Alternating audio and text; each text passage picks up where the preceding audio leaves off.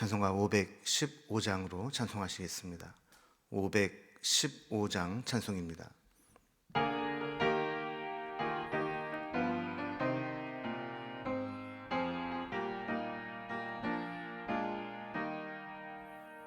눈을 들어 하늘 보라.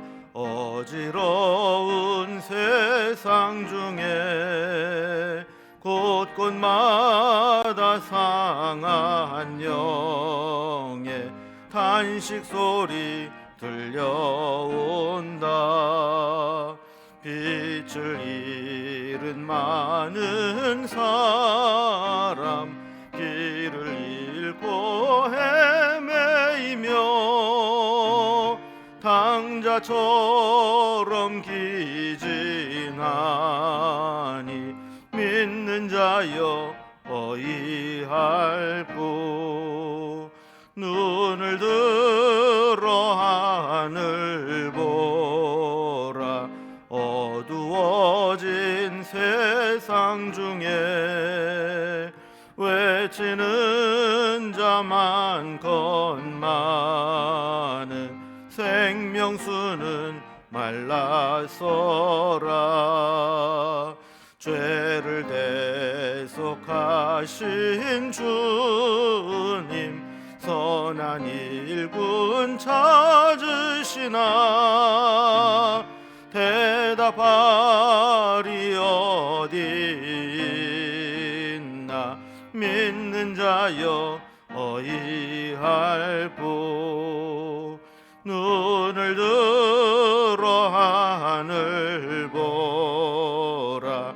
살아계신 주 하나님, 약한 자를 부르시어 하늘 뜻을 전하셨다. 생명수는 홀로 예수, 처음이요 나중이라. 주님 너를 부르신다. 믿는 자여 어이할꼬. 눈을 들어 하늘 보라. 다시 사신 그리스도, 만 백성을 사랑하사 오래 참고 기다리네.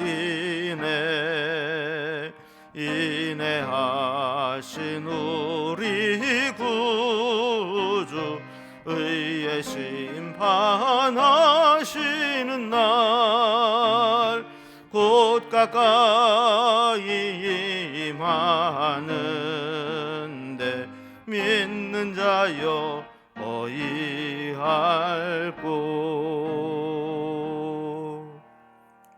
아멘.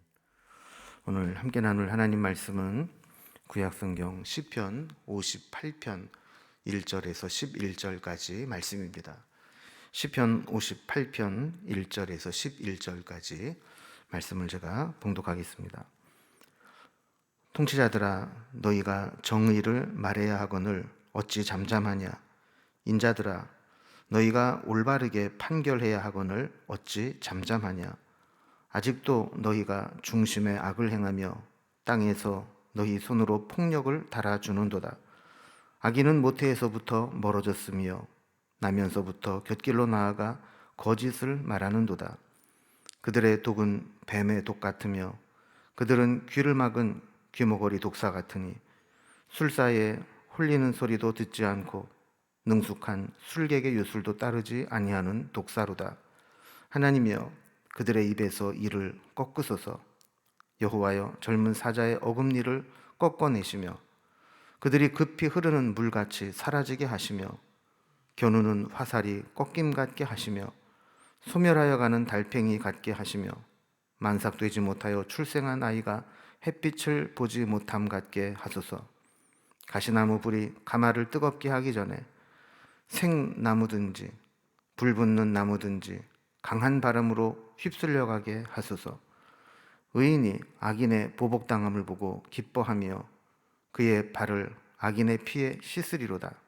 그때 사람의 말이 진실로 의인에게 갚음이 있고 진실로 땅에서 심판하시는 하나님이 계시다 하리로다. 아멘. 네, 오늘 우리가 함께 봉독한 58편은 전체적으로 내용으로 볼 때 불의한 자가 지도자가 되었을 때 공동체가 얼마나 힘들 수 있는가, 이거를 보면서 이 불의한 지도자들에 대한 심판을 구하는 공동체적 탄원시다, 이렇게 볼 수 있습니다. 그러니까 불의한 지도자가 세워질 때 백성들이 고통을 당하고 또 힘들어하는 상황 가운데 하나님이 개입하셔서 하나님의 정의를 실현시켜 달라 하는 겁니다. 그러니까 다윗은 삶의 모든 영역에서 하나님의 정의가 실현되기를 소망하며 하나님께 탄원하면서 올려드립니다. 이런 과정을 통해서 억울한 자신의 감정을 정화하기도 하고, 또 이것이 나중에는 예배 시간에도 곡조로 붙여져서 찬송으로 불려지게 됩니다. 다윗은 사울을 통해서 철저하게 망가져간 왕의 모습을 보았습니다. 그리고 다윗은 사울이 악한 통치를 하는 동안 가장 큰 피해를 입게 되죠. 다윗이 사울 때문에 얼마나 힘들었습니까? 다윗은 사울의 모습을 보면서 이스라엘 왕은 절대로 저래서는 안 되겠다 하는 생각을 하게 된 겁니다. 문제는 사람이 고통을 당할 때에는 절대 저렇게 하지 말아야지 하면서도 막상 자기가 그 자리에 오르게 되면 예전에 욕하고 흉봤던 모습을 그대로 자기도 배워서 따라하기가 쉽다는 겁니다. 그게 어쩌면 익숙하고 편하고 배운 것이 그런 것이기 때문에 그렇습니다. 그러나 어떤 사람은 내가 이번 기회에 이 악의 고리를 끊고 완전히 새로워져야 되겠다 하면서 악한 자의 모습을 반면교사 삼아서 그 악의 고리를 끊어버리게 되죠. 이렇게 전임자가 잘못하는 것을 끊어버리고 잘못된 전처를 밟지 않으려면 단순히 비판만 해서는 안 됩니다. 권력이라는 것이 막상 그 손에 쥐고 나면 그것이 주는 마력이 있기 때문에 그 권력을 휘두르고 싶은 본능이 생기게 됩니다. 그래서 철저하게 자기를 반성하고 뼈에 새길 정도로 다짐을 해서 왕은, 지도자는 절대로 저렇게 악한 모습을 가져서는 안 되겠다 하는 마음을 가져야 됩니다. 그래서 다윗은 그런 사울의 망가져가는 모습을 보면서 자신뿐만 아니라 누구든지 왕이 되면 절대로 저렇게 해서는 안 되겠다라는 것을 마음에 새기기 위해서 이 시를 지은 겁니다. 이런 배경으로 오늘 말씀을 좀 살펴봅니다. 먼저 1절에 보면 통치자들아 너희가 정의를 말해야 하거늘 어찌 잠잠하냐, 인자들아 너희가 올바른 판결을 해야 하거늘 어찌 잠잠하냐 그랬습니다. 이게 보면 통치자들 또 인자들 이렇게 나와서 정의를 말하고 올바른 판결을 해야 되는데 그렇게 하지 못함이 어찌 미냐라고 묻는 것이죠. 일반적으로 통치자들에게 힘과 권력을 실어주는 이유는 그 힘, 공권력을 가지고 정의를 실현하고 공정한 재판을 통해서 약한 자들을 돕고 억울한 자들이 생기지 않도록 하기 위함입니다. 힘이 없으면 정의를 실현하고 싶어도 실현할 능력이 안 되고 악인에게 오히려 당하게 되고 선량한 자를 도울 수 없기 때문이죠. 그래서 통치자가 되고 재판할 수 있는 자리에 서게 되면 약한 자들을 돕고 공의롭게 나라를 다스려야 될 텐데, 많은 사람들이 권력을 손에 쥐고 나면 그 힘을 가지고 부정하게 이익을 취하려고 한다라는 겁니다. 그리고 스스로 높아져서 자기 멋대로 하고 백성들의 군림하고 섬김을 받으려고 한다는 것이죠. 그러면서 사회 악이나 부조리에 대해서는 철저하게 침묵합니다. 그래서 이런 사울과 추종자들이 생기게 되는데 이런 모습을 비판하는 겁니다. 그러면 저들이 어떻게 악과 결탁하게 되었는가를 2절에서 이렇게 설명합니다. 아직도 너희가 중심에 악을 행하여 땅에서 너희 손으로 폭력을 달아주는도다. 그랬습니다. 그러니까 악을 용인하고 악인과 함께 있는 이유는 악인들이 권력자들에게는 뇌물이나 다른 이익을 제공해주고 서로 돕기 때문에 그렇습니다. 정경유착이라는 말이 왜 나왔을까요? 서로 같이 이익을 보자는 겁니다. 권력자는 자기의 권력과 힘으로 기업의 부정을 눈감아주고 부당한 방법으로 일거리를 몰아줍니다. 그러면 기업은 그 대가로 권력자에게 비자금을 제공해 줍니다. 그러면 기업은 비자금으로 제공한 것 이상으로 부정한 방법으로 또 다 챙겨갑니다. 결국 이런 일들이 반복되면 선량한 국민들, 백성들만 피해를 보는 겁니다. 사울이 잘못된 길로 갔을 때 많은 사람들이 좀 잘못됐다라는 것을 알고 있었죠. 또 신하들은 옆에서 지켜보고 있는데 사울의 잘못된 통치를 왜 모르겠습니까? 그런데도 사람들은 사울을 비판하지 않습니다. 오히려 그 밑에서 권력의 시녀가 되어 자신의 이권을 챙기려고 하는 데만 혈안이 되어 있습니다. 그래서 지금 다윗을 쫓아다니고 죽이려고 하는 것은 잘못된 것임을 알면서도 그는 아무런 말도 하지 않고 그저 사울을 쫓아다니면서 다윗을 잡아 죽이려고 했던 겁니다. 자, 이런 모습을 보면서 다윗은 악인에 대해서 철저하게 드는 생각이 있습니다. 3절에 보면 악인은 모태에서부터 멀어졌으며 나면서부터 곁길로 나아가 거짓을 말하도다 그랬습니다. 이 말은 무슨 얘기냐면 악인은 구제불능이라는 거예요. 그래서 완전히 성령으로 거듭나지 않으면 그 안에 있는 악의 본성이 제거되지 않고 악의 본성이 움직이는 대로 그냥 내버려 두면 누구나 악인의 모습대로 살아갈 수밖에 없다는 것이죠. 다윗이 사울을 피해 다니면서 저들의 악행을 볼 때 그들의 악한 형태들을 철저히 분석하면서 생각해낸 것이 바로 독사였습니다. 그래서 4절과 5절을 보면 그들의 독은 뱀의 독 같으며 그들은 귀를 막은 귀머거리 독사 같으니 술사에 홀리는 소리도 듣지 않고 능숙한 술객의 요술도 따르지 아니하는 독사로다 그랬습니다. 그러니까 지금도 중동 영화나 영상들을 보면 가끔 나타나지만 사람들이 뱀을 잡아다가 독을 제거하고 훈련을 시켜서 돈벌이를 하기도 합니다.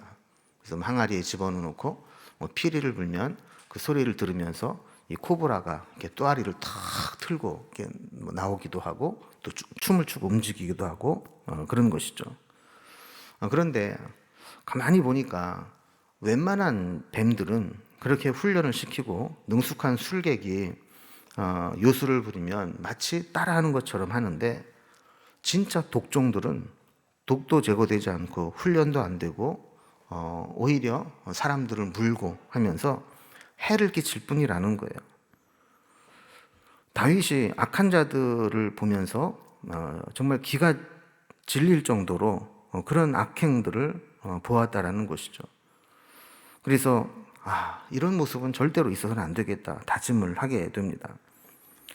다윗은 더 이상 이 나라가 사울에 의해서 망가져서는 안 된다라는 생각을 합니다.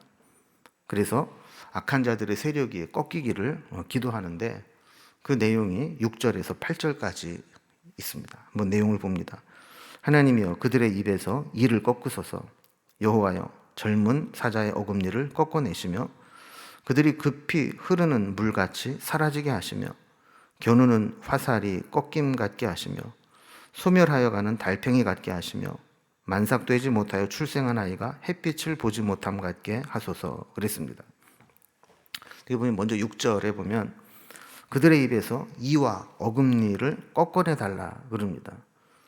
이 이와 어금니는 단순히 어떤 음식물을 먹기 위해서 음식물을 분쇄하는 역할을 하는 것이기도 하지만 여기에서는 사울 곁에서 악한 길로 가도록 충동질하는, 그래서 아부를 하고 말로 막 악한 길로 가도록 충동질하는 측근들을 이야기합니다. 보통 사람들은 악행을 저지르려고 하다가도 양심의 가책을 받거나 이것이 정말 옳은 일이 아니다라는 생각을 하면 동력을 상실해 버리게 됩니다. 그런데 주변에서 계속해서 충동질을 하고 악한 일을 행하라고 격려하게 되면 용기를 얻게 됩니다. 그래서 악한 자가 그 악에서 벗어나기 위해서는 먼저 주변에서 그 악에 동조하고 악을 부추기는 사람들을 끊어버려야 됩니다. 그래서 그들의 입에서 이를 꺾고 젊은 사자의 어금니를 꺾어내달라는 얘기는 이 잘못된 지도자 옆에서 잘못된 길로 가도록 충동하는 자들을 끊어버려 달라는 거죠. 또 7절에 보면 그들이 급히 흐르는 물같이 사라지게 해달라 이렇게 기도하는 것을 보게 됩니다.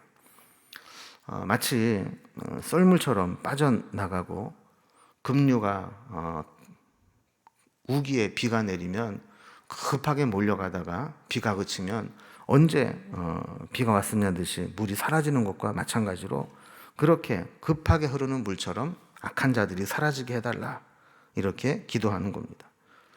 그리고 계속 이어서 8절을 보면 소멸하는 달팽이 같게 해달라 그럽니다.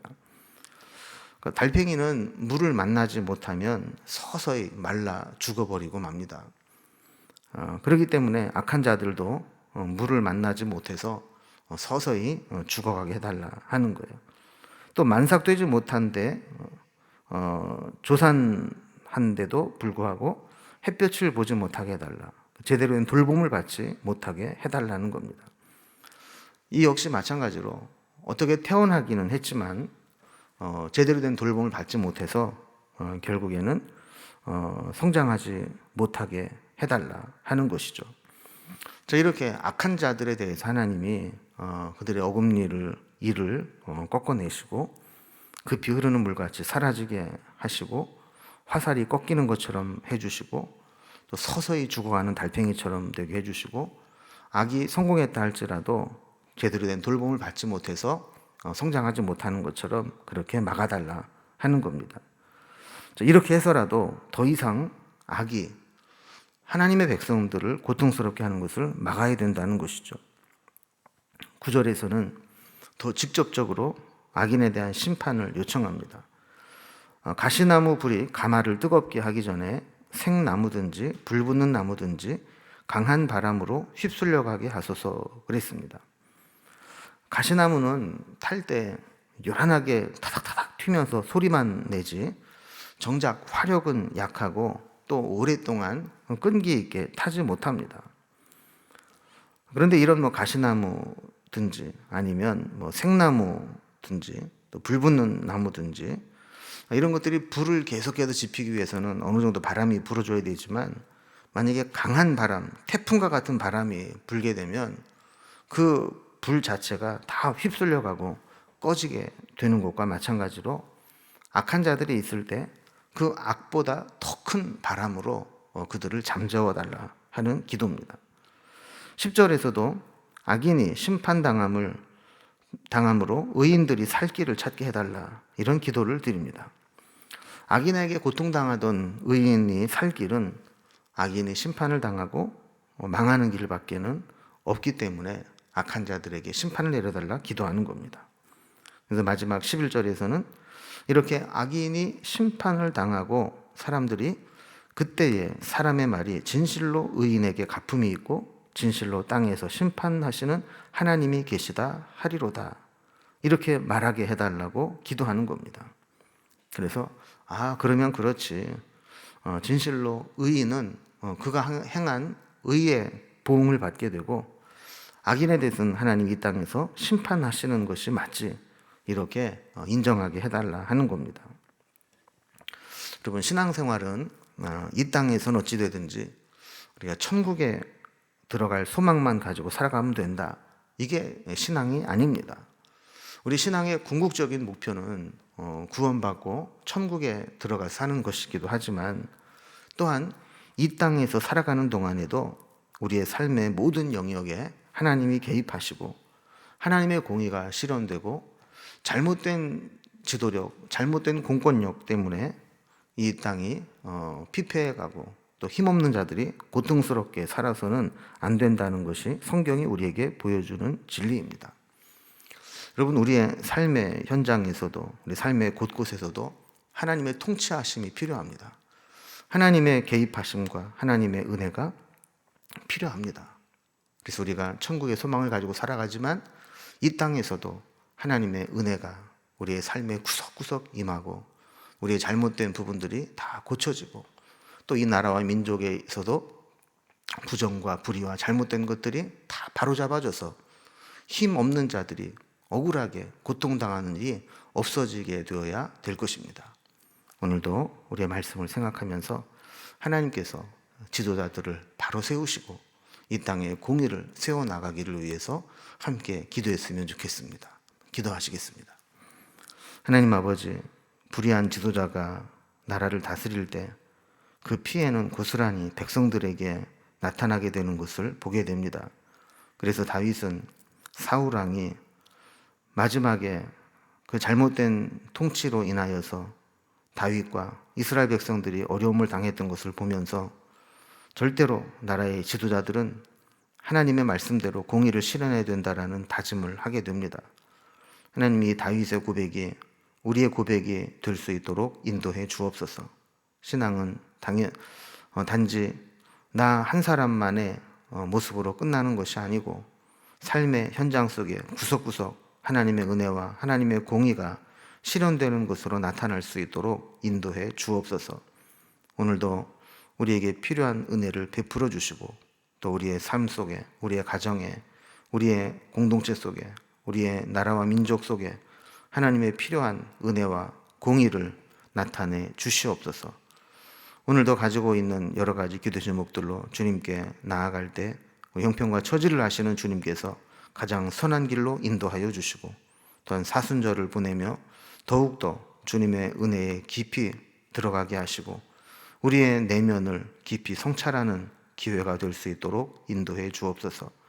우리의 모든 삶을 아시는 주님께서 선한 길로 인도해 주시기를 원하며 예수님의 이름으로 기도드리옵나이다. 아멘. 각자의 기도 제목들로 자유롭게 기도하시겠습니다.